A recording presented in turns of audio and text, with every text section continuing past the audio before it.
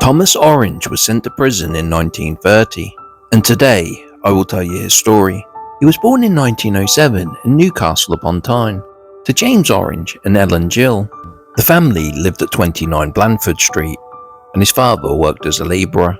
In 1921, aged 14, he was boarding at the Netherton Training School, which housed some of the most vulnerable juveniles in society, mostly those who were considered violent and disturbed.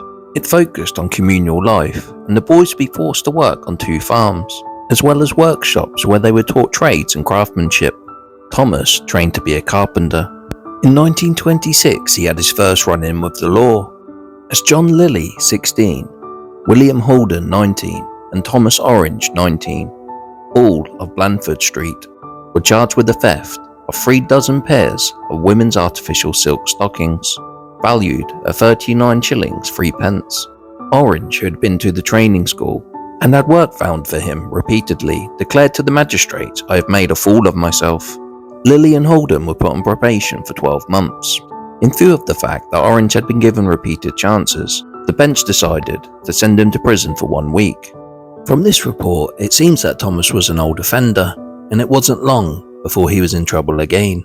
In April 1928, he was found under suspicious circumstances in the tobacconist shop in Collingwood Street off Charles Morrison on Friday afternoon. Thomas Orange, 21, was detained by the manager to await the arrival of the police. A struggle ensued, and it was only after breaking the glass in the showcase and damaging the manager's teeth that he was secured. Orange, who lives at Blandford Street, was charged with stealing 2 packets of cigarettes and with assault, and was sent to the prison for 6 months. On another charge of having stolen cigarettes from Finlay & Co. shop in Neville Street, defendant who pleaded guilty was sentenced to a further 6 months imprisonment. And in February 1930, he was in trouble again. The headline said, "Arrest of runaway city couple." It said how a runaway Newcastle maidservant and a young man were arrested on their flight to London after an alleged theft from a house of the girl's mistress was described at Newcastle Police Court today. Harriet Patterson, 16, of Weatherly Street, and Thomas Orange, 22, brickmaker of Blandford Street, and Emma Bibby, 18, the girl's sister, were jointly charged with having stolen £5 9 shillings 4 pence and articles to the value of £7 7 shillings 10 pence from a house in Eslington Terrace, Jesmond, on Sunday. Another maid said that Orange had been keeping company with Patterson. On Sunday night, Bibby visited her sister, who gave her the articles, telling her to pawn them. It was found that Patterson and Orange had left in a bus to London, and the police immediately telephoned to Doncaster and they were arrested. He was sentenced to 2 years in prison. In 1932, he married Harriet Patterson, who he had been arrested with in 1930.